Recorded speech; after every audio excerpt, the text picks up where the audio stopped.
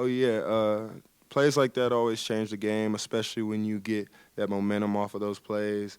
I'm just glad that I was able to contribute positively and we were able to get the win, though. You got the start tonight, and when your point guard goes down, point guard fills in. But what is coach kind of telling you? He spoke briefly about guarding Colin Sexton and trying to apply pressure that way. Just telling me that Colin Sexton had been playing at a super high level and that he wanted me to kind of come in and slow him down, use my length, and kind of try to limit his aggression. So that's what I did tonight.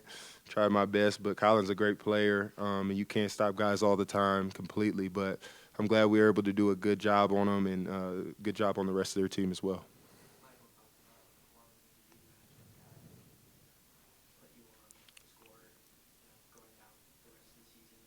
How do you feel? What's your level of confidence just in yourself as a competitor that you can be that guy for this team in the playoffs? Super confident. I mean, I think just as about as confident as any guys in the league right now. I think that I have the ability on a night-to-night basis to slow a lot of guys down and cut their water off, and I'm just trying to get better at doing that as consistently as possible. After you had the chase down block, got the foul call, but got it looked like Malone ran to half court to tell you something. And, what did he say? And did he give you anything about that play, even though it was a foul? Yeah, he just told me that he loved that I didn't give up on the play. Things like that are going to happen. We're going to turn the ball over, and it's just the resilience to those turnovers. So he just came to half court and embraced me for a little bit and just told me that he loved the play, regardless of if it was a foul or not. What's the resilience? What kind of resilience does it take to, be in on the rotation, be out of rotation, but to get to this point where you're consistently in the rotation and your coach is showing confidence in you to a point where you should be in the playoff rotation consistently? It's a lot. It was a lot of hard work that went into it, and it's obviously some mental challenges that go along with that too, just the ups and downs and the ebbs and flows of season. But just to work my way to where I am now, it's a long way from where we started, and I got nothing but confidence in myself, especially come playoff time. I'm a gamer, I'm a riser, and when it's time to go, I'm ready. Nikola once again threw in a shot from over half court. Just we've talked to you guys about this before, but the touch that he has on his shot, just have you ever seen anything like it before? Nah, he's one of a kind. He's one of one. What he does out there can't be duplicated. I've obviously never played with a player of that skill level, and a lot of guys will never.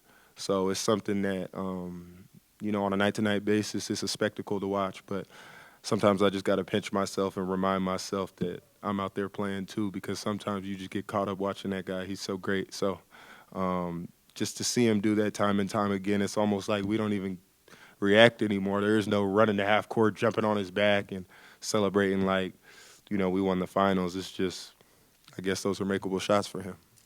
You had both tonight, but what do you like better, a highlight dunk or a highlight block? Um,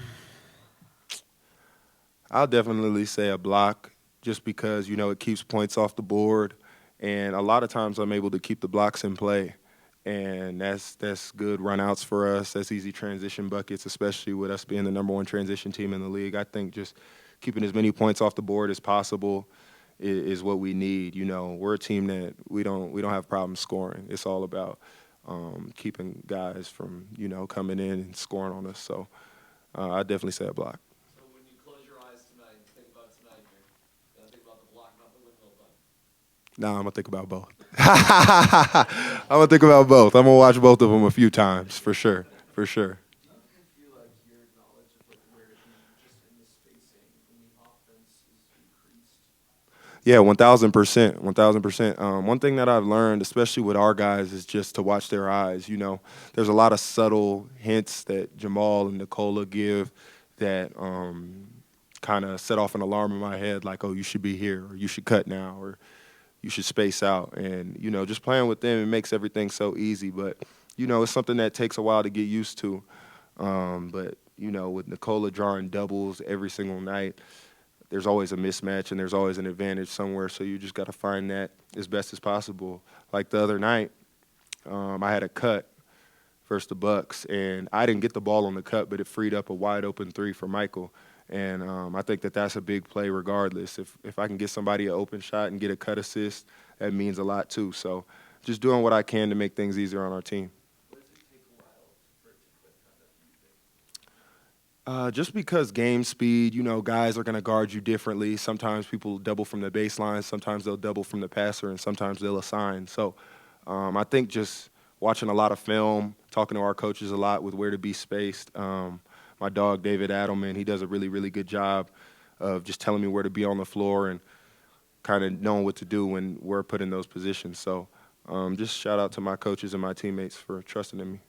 After that first dunk, it looked like you went down a little bit and you're jogging back, trying to get back there, and then you got the steal, and then you break out the windmill. Just how are you feeling? Like, are you okay? Just physically, it looked like you were a little slow to get up. Yeah, I'm okay. It's getting to that point in the season where we're getting to the end of the season here, and there's knacks and bruises, and everybody's a little fatigued at this point, but that's no excuse. On that play, I was just thinking work smarter, not harder. I saw my teammates had it down on the other end, so I kind of sauntered up the court, and once I saw we had the ball, I got a little bit more energy again.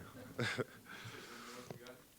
you watching college basketball, the NCAA tournament at all? I watched a little bit of it, yeah. I I'm have. curious if it's hit you that you're younger than a lot of guys that are playing in that tournament. Yeah, it's crazy. It's crazy. When me and Julian were actually watching some of the games, and I was just telling him it's crazy that I've been in the league for 3 years, and there are guys that were in college a year before me, still in college, which is crazy, and isn't a knock to those guys.